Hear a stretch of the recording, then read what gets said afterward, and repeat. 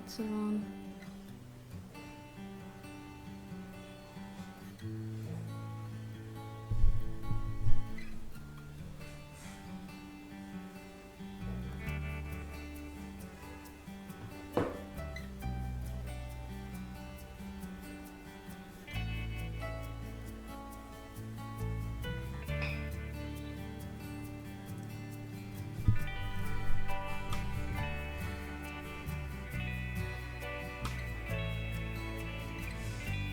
Okay, so if there's anyone there, you can indicate to me if you can hear me.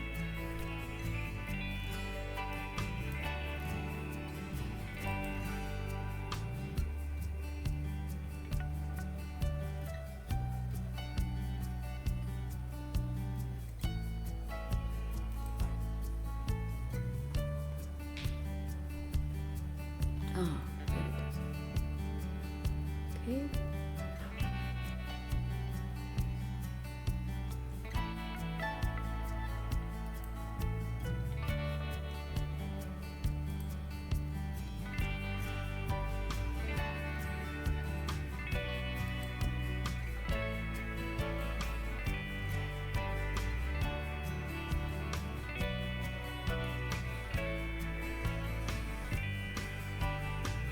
Hi Jyoti, you're there?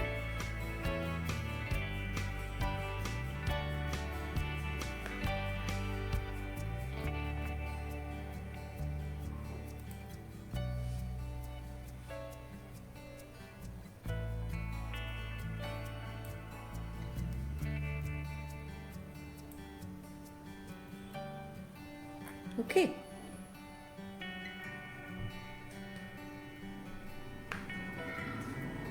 Yeah, hi Jyoti, I can see you. So just give me an indication as to when I can start.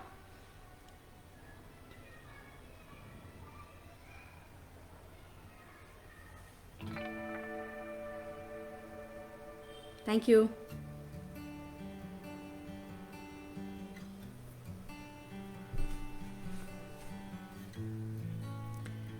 Okay, I just want to begin by saying thank you so much for inviting me to this platform to talk about voice and voice in actor training. It's a subject that fascinates me endlessly.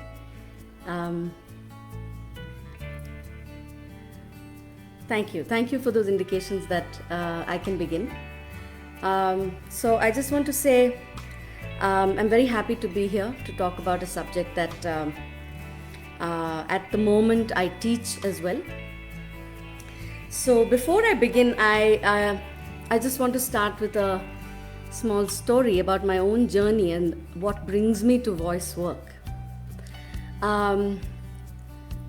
About 24 years ago, when I was an actor and I was training at the National School of Drama, one of the things that I would regularly face was that I would lose my voice. Just before a show, I would just lose my voice. And I was of course meeting people. I was meeting specialists. I was meeting doctors, and I went through a whole process of losing my voice completely, going through a period of silence, therapy, and returning to my voice once again. So ever since, I have been very curious about the human voice. I've been very curious about the actor's voice. And that curiosity led me to a whole bunch of teachers. And what I bring to you here is my experience as an actor, as a director, as someone who has taught acting and voice to actors, and the wisdom of all the wonderful, incredible, generous teachers whom I've met since that time.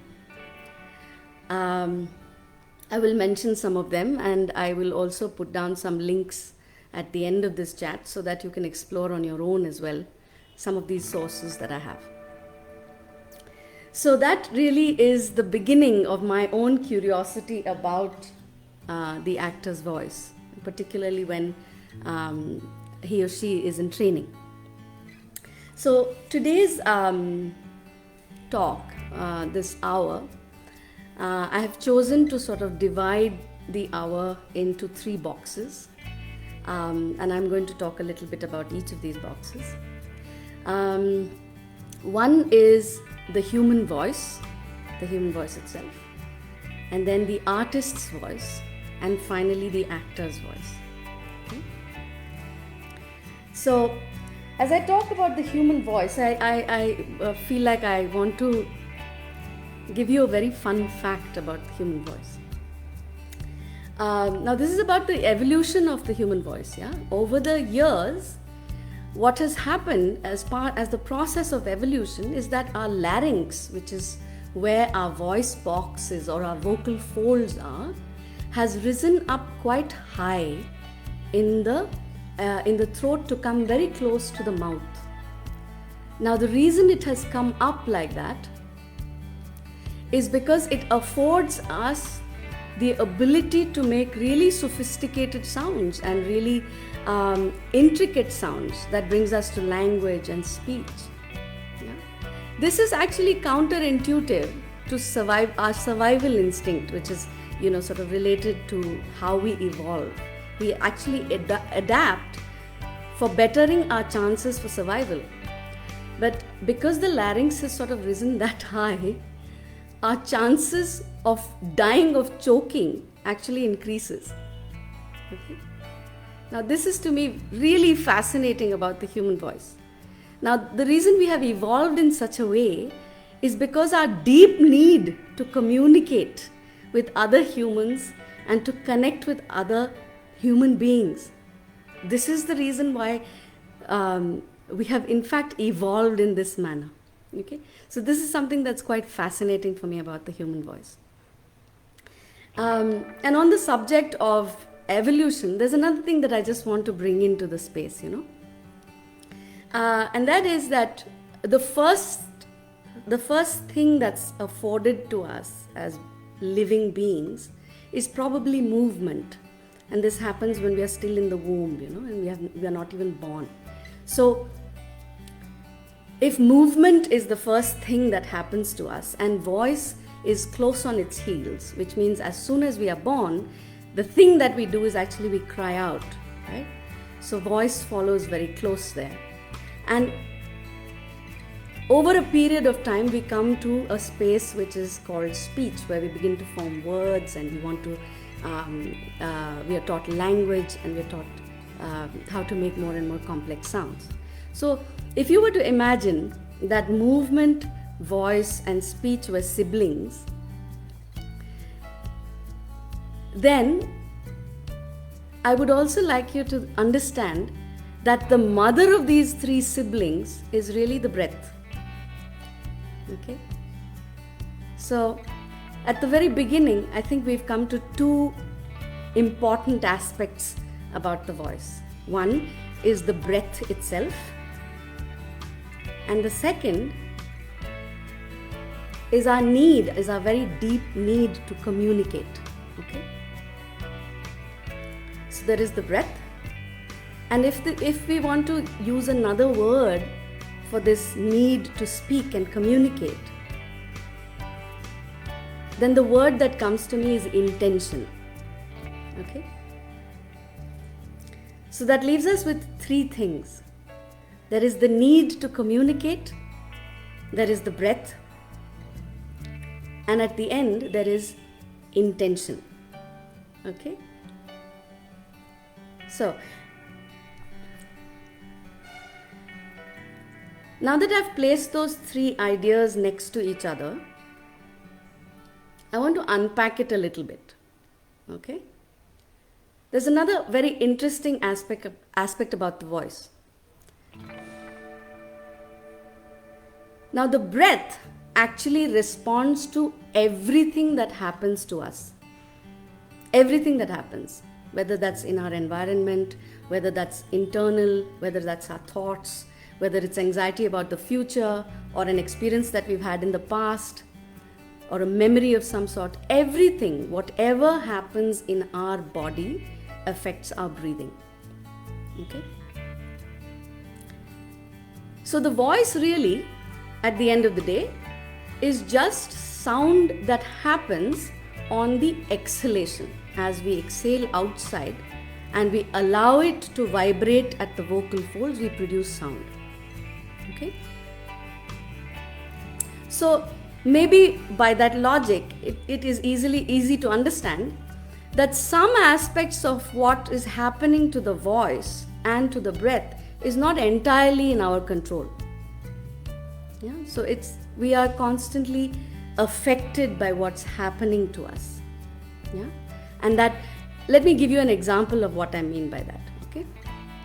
Is that supposing somebody walked into the room and suddenly made a big noise, right?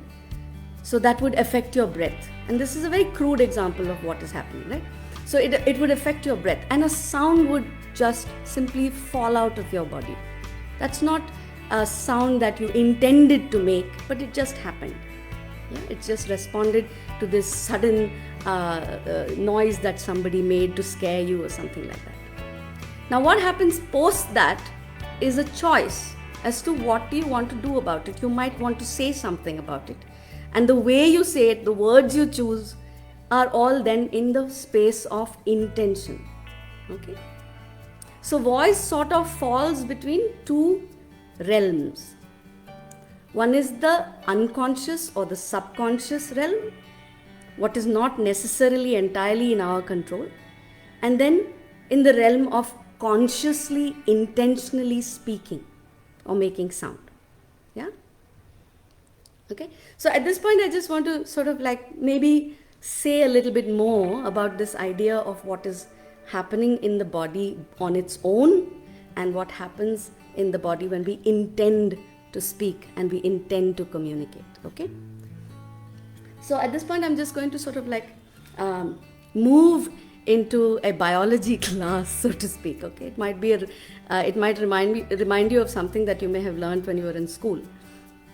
Okay? So and I'm sure most of you may know this, but even if you don't, that's okay. And if you know it, then it's well worth revisiting these ideas. So I want to talk about the human nervous system here. Okay? So the human nervous system is really divided into two parts, right?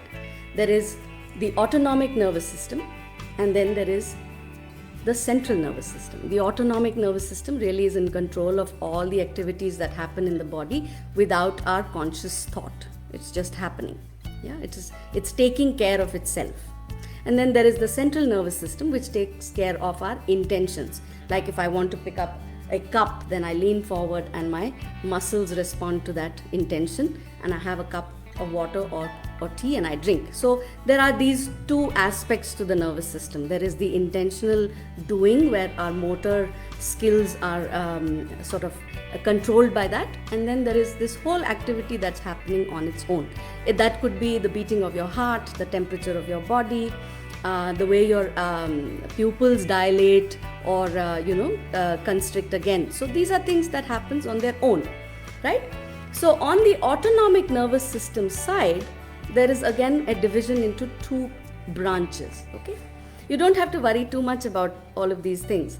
It's very simple to understand, and I will leave some links so that you can revisit these ideas again. So on the autonomic nervous system side, there are two aspects to it again. So there is the sympathetic nervous system, and then there is the parasympathetic nervous system. Now the sympathetic nervous system is in charge of keeping you alive. It takes care of the fact that if something were to threaten your life, you need to make a split moment decision to save yourself. Okay? And this is what we normally refer to as your flight, fight or freeze response. Supposing you're crossing the road and suddenly a car comes. So in that split moment, your entire body calculates the risk and tells you what you need to do. And this happens without you thinking about it, right? So this is your sympathetic nervous system that's taking care of your survival. Okay? Now right by its side is what is called the parasympathetic nervous system, which is constantly evaluating your surroundings and telling you that you're safe and that you can go back from a state of emergency, which the sympathetic nervous system is in charge of, which sends up these red alerts that, oh, your life is in danger. And then there is the parasympathetic nervous system, which is working by the side of this system, evaluating through your senses, through your sensorial perception, be it your eyes, be it your ears, your sense of smell, your sense of feeling on your skin. It's constantly telling you that the environment, your immediate environment, is safe, and therefore you can do the other things that are needed for just living. Okay, survival is taken care of. We are in a safe space.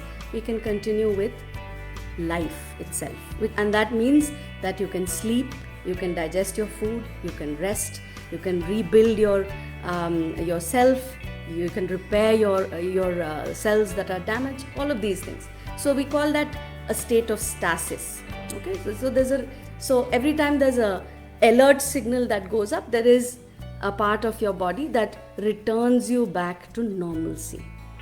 Okay, now what is the reason for me to talk about all this, right? Now, the reason for me to talk about all this is because your breath is responding to each of these functions that your nervous system is constantly receiving as by way of impulse, by way of stimulus from the outside world. Okay? So, in the case of the central nervous system and wanting to pick up something, there are some things that the muscles in the body do. They stretch, they contract, they shake, and that's about it. Otherwise, they're just in a state of release. They don't need to do anything else, right? But that's not what they do only, right? So when there is a state of alertness, or there is this emergency that rises in your life, everything in your body becomes alert and tense to take action. Okay? And that means that there may be parts of your body that become tight and tense. Now, the body reacts like this to a real indication or a signal of threat, and it reacts exactly in the same way to a perceived threat as well. And by that I mean that if you have, say, a memory of being attacked in a lift, so every time you enter a lift, your stomach will tighten, right? And then over time, every time you pass by a lift, your stomach will contract, because that's the memory it has, and that's the signal it is continuously sending into your body. And over time, that becomes habitual. Okay? And this is important to understand.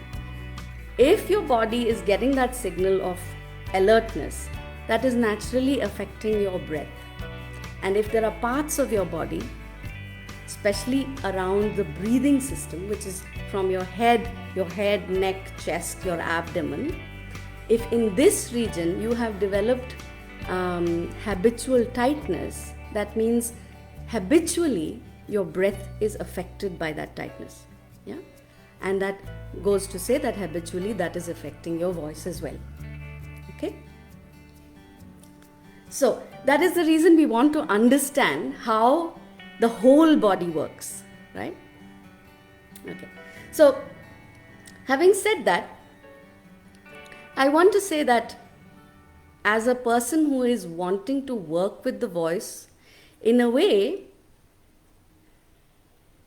that I'm able to access an intention, that I'm able to connect with my need to communicate with another person, and yet be able to have the freedom and access to a smooth breathing, or rather a free breathing. Yeah. So we want to understand the differences between these things. Okay. So some of the work that I do, and much of what I have told you, comes from a practice that I teach regularly. It's called the Fitzmaurice Voice Work. We are about 260 teachers worldwide, and I'm one of 2 teachers in India. And I will leave a link to the institute, and you can visit the website. It's a very, very interesting practice. So the work that I do really, the Fitzmaurice Voice Work, is about releasing this excessive tension in the body, especially around where we are breathing, so that we can access a free breath, so that we can express ourselves a little more freely. That's not always in a space of emergency or in a space of survival.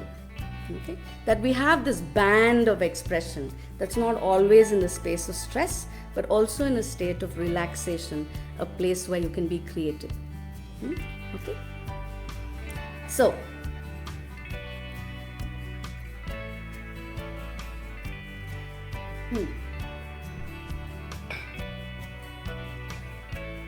so that brings us to this idea that what then is intentional breathing, right?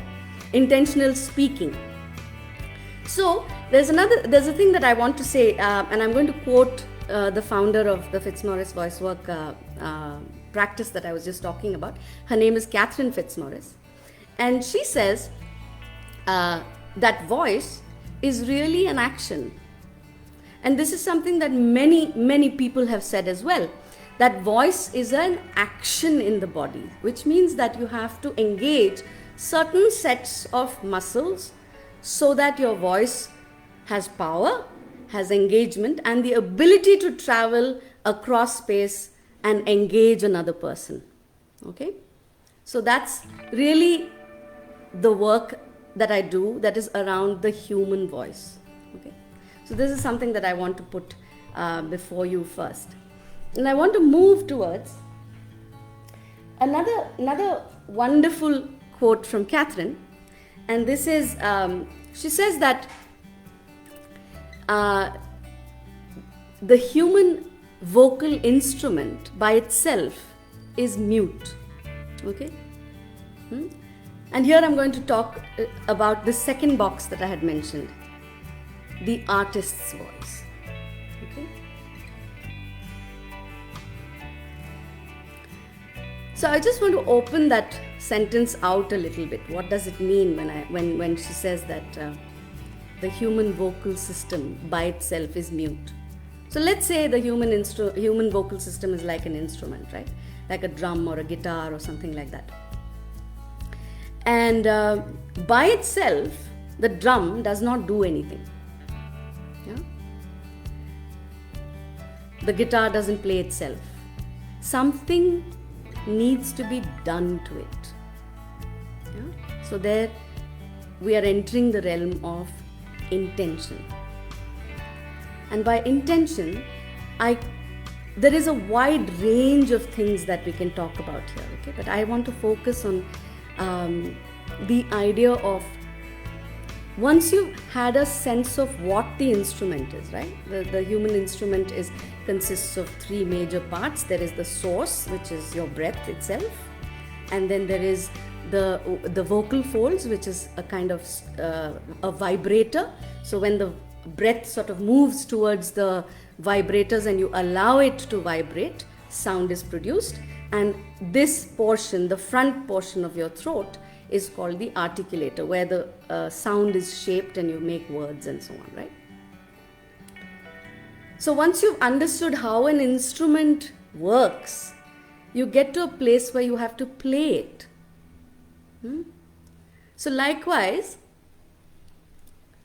the artist's voice is really about what to play, right? And when I say what to play, that sort of includes a very large area of interests, right?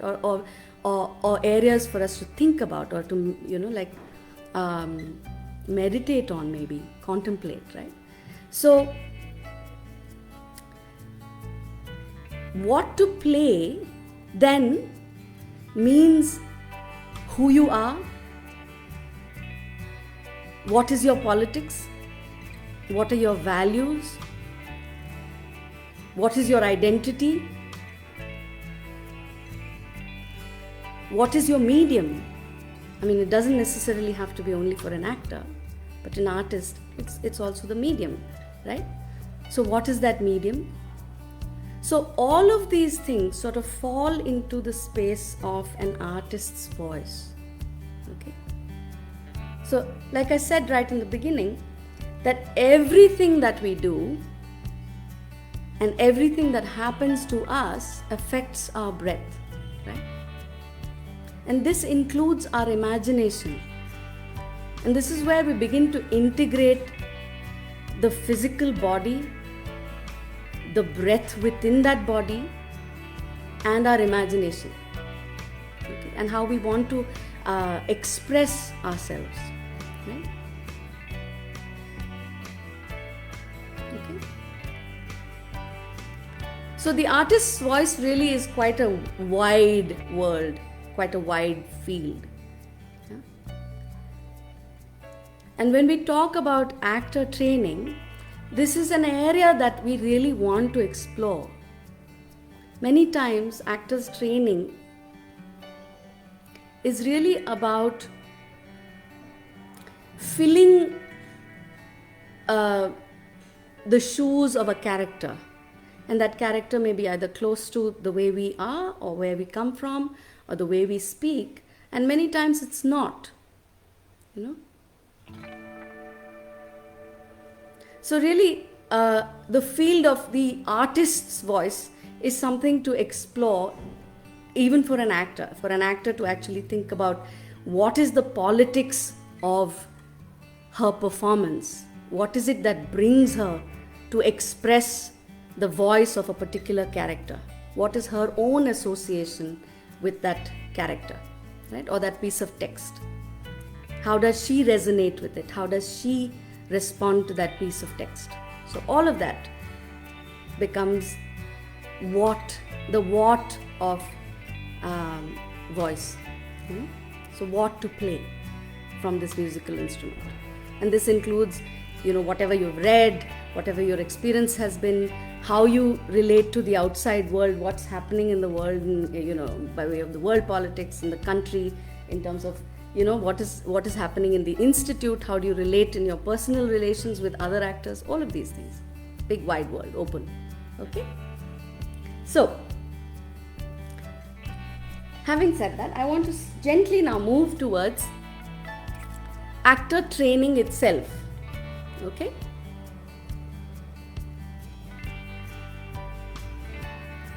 I'm taking small gaps just in case there's anyone who's got questions, so please type them into the chat box, and if possible I will answer them towards the end of the talk, or I may even take them towards during the talk itself. Okay, so that brings me to actor training itself, and I want to start by saying that actor training inherently is traumatic. Okay, by that I mean that as soon as an actor enters an institute or a drama school, she begins to become aware of all the things that are not right, and this will come from criticism that comes either from the director or from the teacher or from your co-actor, or from just your own sense of judgment of yourself. Okay, of what is the ideal voice, or what is the ideal appearance, what is the ideal way of speaking, what is the right way of pronouncing something. So all of these things sort of land on you immediately as soon as you get into actor training. Okay, and there is a great amount of pressure on what an actor looks like, what an actor sounds like, so all of these things an actor has to deal with while she's learning her craft. Okay, so that's why I say that inherently actor training is traumatic. It's not very different from how a normal person would have to lead life as well, because one goes through the trauma of just life, and there is the human condition that one has to deal with, and all of these things have an effect on your breath. It has an effect on how we hold our muscles, where we are tight, where we are not, where we are comfortable, what are the spaces where we feel easy to speak, where do we feel we can't speak, all of these things, our relationship to authority, all of these things, right? And in an actor training, this is a given, because there will always be somebody who's going to be telling you you can do that better, and that's not good enough, right? Of course, I'm not talking about situations where the teachers, the director, and your co-artists are hugely sensitive to what happens to the human body, when that kind of critique is offered all the time. So I'm not talking about those kind of exceptional, wonderful scenarios, but in general, this is something that an actor has to go through. Yeah? And then there is something else that I want to point out about actor training that has been part of my own experience of being a teacher in drama schools, in theatre institutions, where I've gone in to work with actors, where I've directed actors and so on. And that is that in actor training, you have these silos, these very specific departments. There is the department of movement, there's the department of acting, then there's the department of voice, which is usually given a really very small space in actor training. It's sort of deprioritized a lot. And I find this very interesting, because at the end of the day, the actor's expression, or her performative or her best expressive self, comes from actually an integration of all the three with your breathing, whether it's movement, or whether it's your own imagination, or how you even relate to text work. Yeah? And all of this, by the way, has to be expressed via speaking, via your voice. And this voice has to be real, it has to be present, it has to be truthful, and it has to fill an entire amphitheater of 2,000 seats as well. She has to negotiate the psychology of the character, all of these things. Now, the reason I blur these lines between acting, whether it's psychological or not, and I leave it in the realm of imagination, of creative imagination, and then coming to how the body itself moves in response, and then to speech itself. So in actor training, all of these are treated as separate departments, but in the actor's body, they do not function like that. They function as an integrated whole.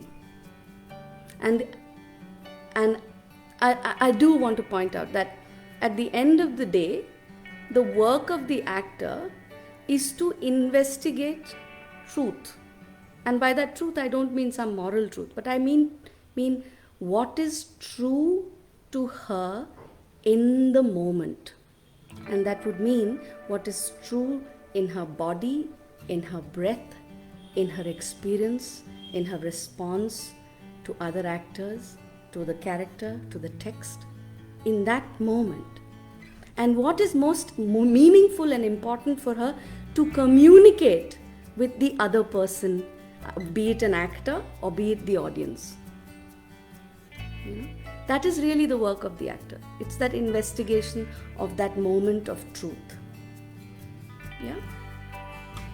And this is very much in the realm of understanding how the breath and the voice work in the body. Yeah? The more the awareness of these things grows, that much of a control you have on all of these things. Well, it seems a little, chaotic that all these things are happening at the same time. But yes, the more you know and understand how this instrument works, it comes more and more into your control, and you can make it do the things you want it to do. And one of the things we want to do with the voice is not just communicate the idea that I'm really passionate about. It's also that you want response from the other side. Yeah? You want somebody not just to be able to hear you and see you, but also to be able to react and respond to what is it that you're saying. Okay? So there's that much that an actor has to sort of be with. Yeah? And this, of course, is something that I want to leave you with, is specifically the work of the actor. Yeah? Now, I began talking about the actors training, and I said that the actors training is really inherently traumatic. This is how I started this. And I want to say that being traumatic, although the training process is traumatic, there needs to be, and this is something that I'm calling for, there needs to be an inherently how shall I say this? We need to integrate the training with the process of understanding how the breath, the body works, in order to have not just an actor who's very good at her craft, not an actor who's very good with understanding what is it that she wants to say, which is the politics of it. And we also want an actor that's healthy, it has well-being at the center of her training. Okay.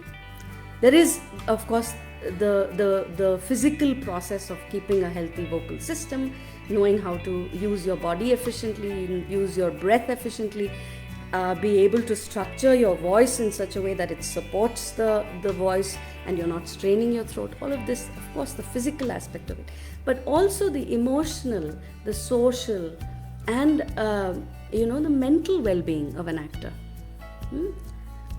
And this sort of brings me back to an earlier idea that I spoke about, which is really the nervous system. And I spoke about how much just being in the world makes us be in this state of high alert or this survival mode, right?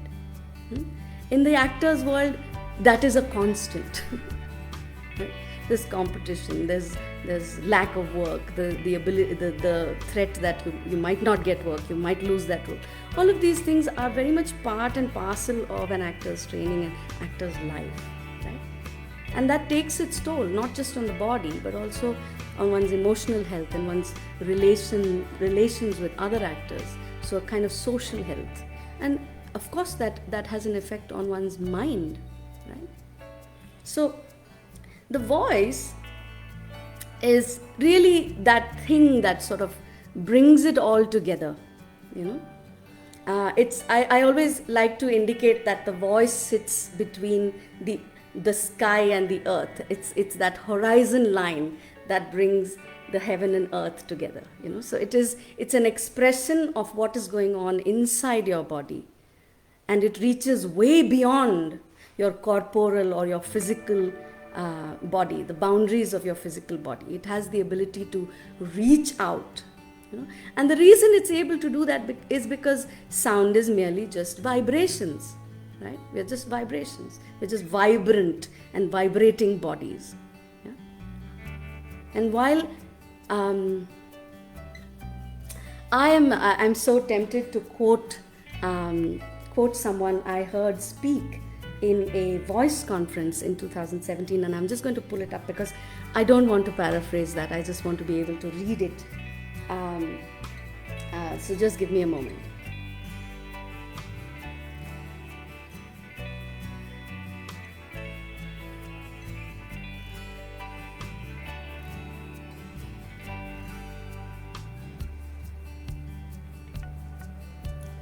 Okay. All right, now why am I not able to find it?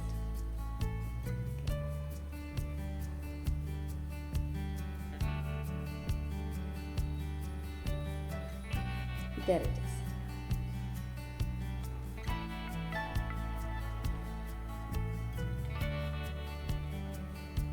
So, I'm going to read this out to you.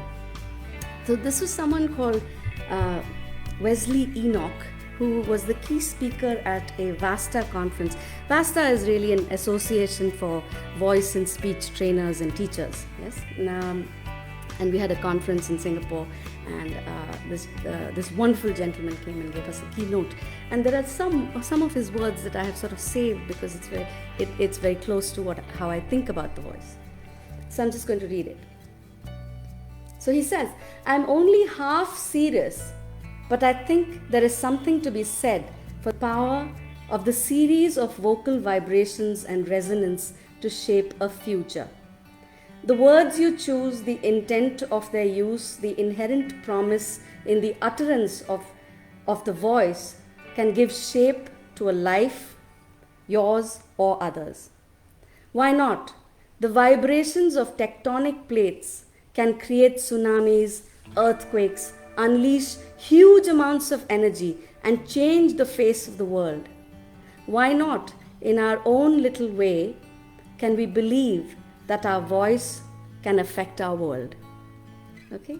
So I just want to say that about the voice and about how, as vibrant and vibrating human beings, we are constantly touching the bodies, the physical bodies of other beings, of other human beings. And likewise, as we vibrate outwards, we also vibrate inwards, and those vibrations have a huge calming, healing quality to it. Okay, so this is where I want to sort of close this idea of the actor's voice, particularly in actor training, and let you sit with those words and maybe think about it a little bit and see what that means in your own life. In conclusion, I just want to leave you with another story about an actor I was working with. This was some years ago, and I was really in the early stages of being a voice teacher or a voice coach. And so I'm not going to mention the name, of course, but he is a Telugu film actor now and quite well known. But when I met him, the thing he came to me and said was that there's something wrong with my voice, and I need help with it.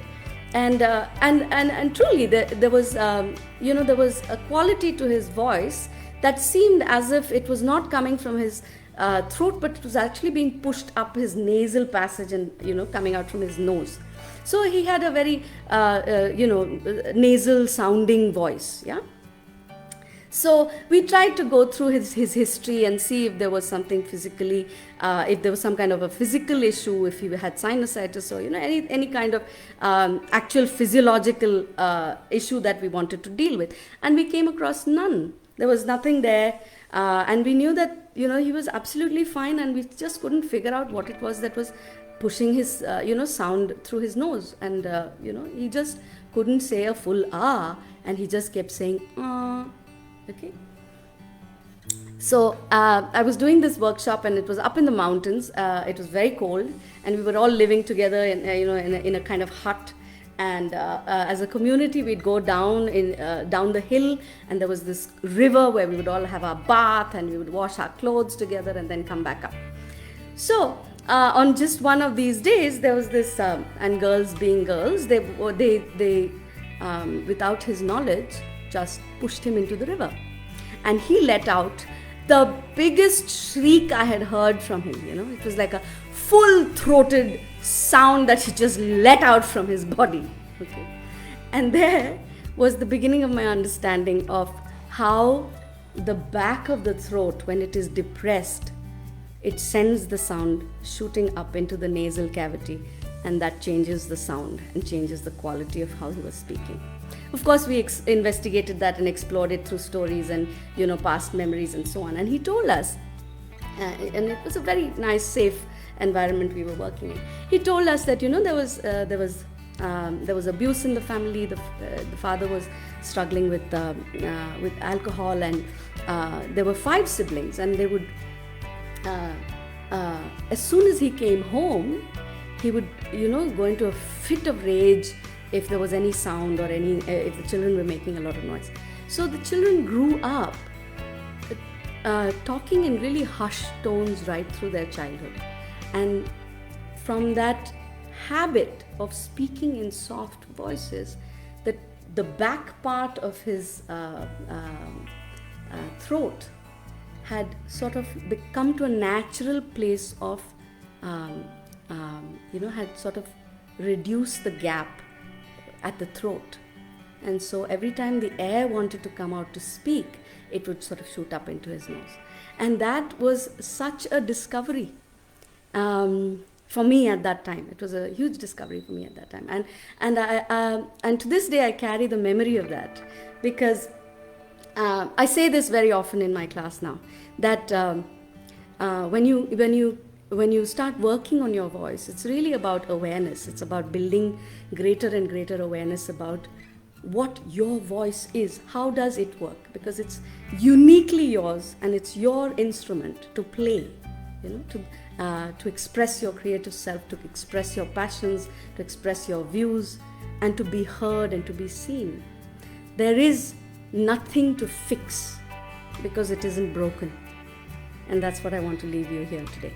So if you have any questions or thoughts at this point, I'm happy to take them. I will look at the chat and see if there's something coming in from the other side.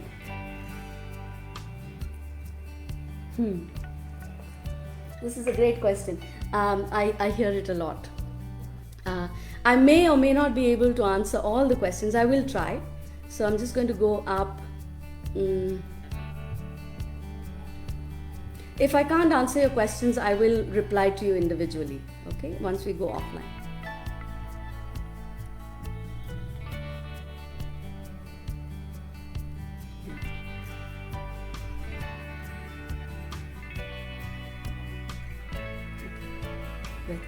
Nice.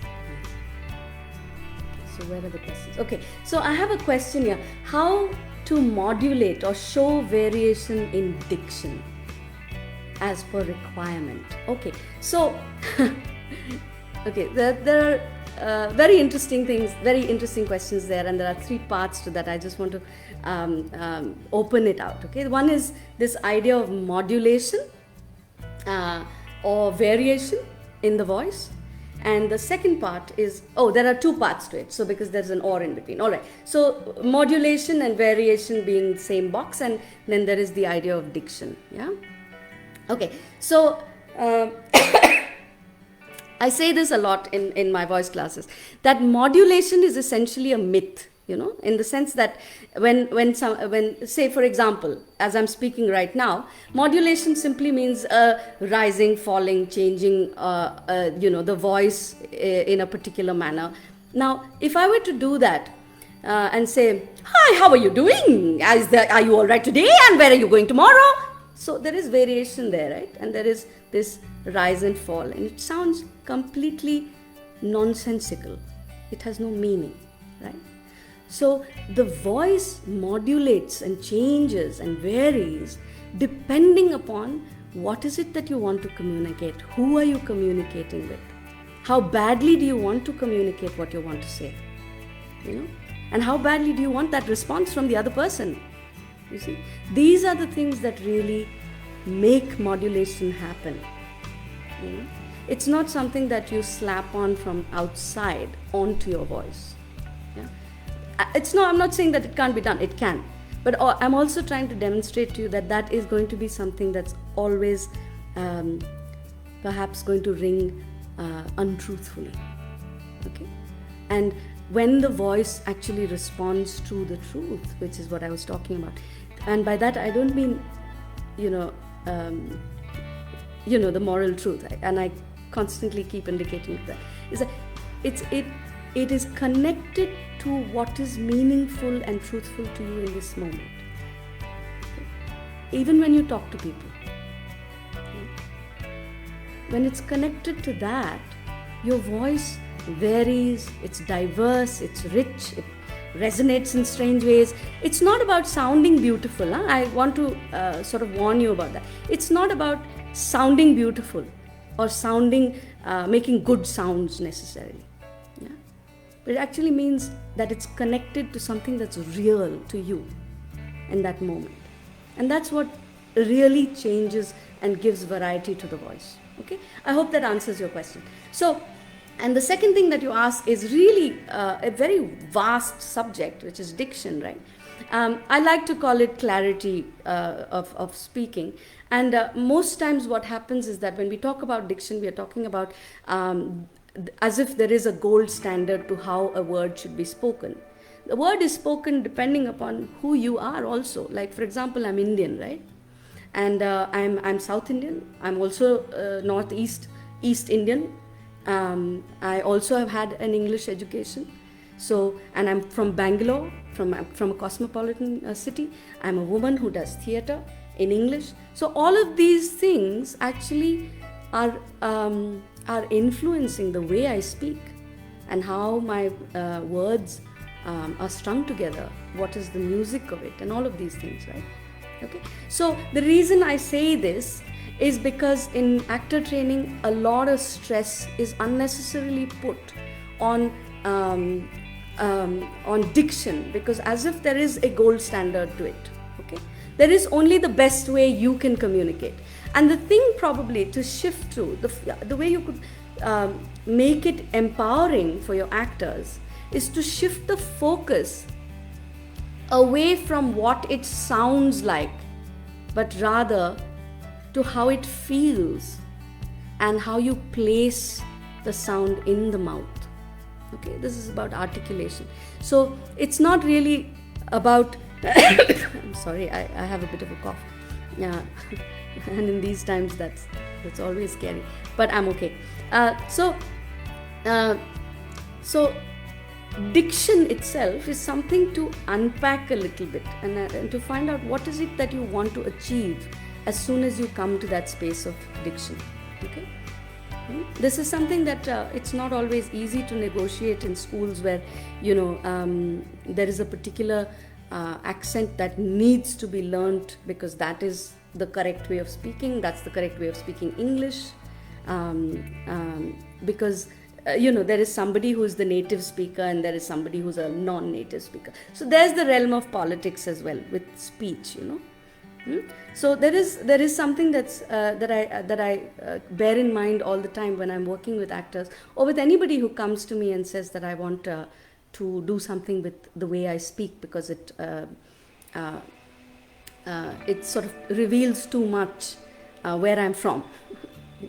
So one of the things that I tell them is that bear in mind that the way you speak is how your parents spoke and their parents spoke and perhaps your ancestors spoke, and it's very much part of who you are and the uniqueness of your voice. And anything you do to shift and change that or transform that is going to come at a cost, and you better do that with awareness of that consequence. Yeah, whether you're the person who's teaching or the person who's come for that work. Yeah, those are some of the things that they're broad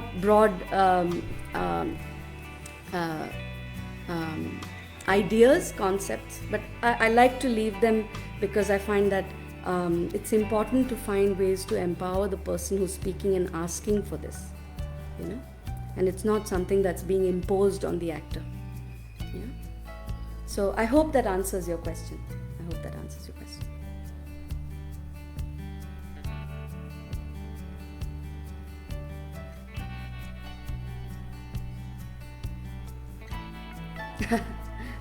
Thank you very much. It has been a pleasure. Thank you very much for inviting me here. And I think that's my time. I will leave the links that I said I would. So I will leave it in the chat box so that anybody who's interested can access them. And my hope is that some part of your curiosity about your own voice is piqued, and I've had a small part in igniting that small spark, and if that has happened, I think my job is done. Thank you very much.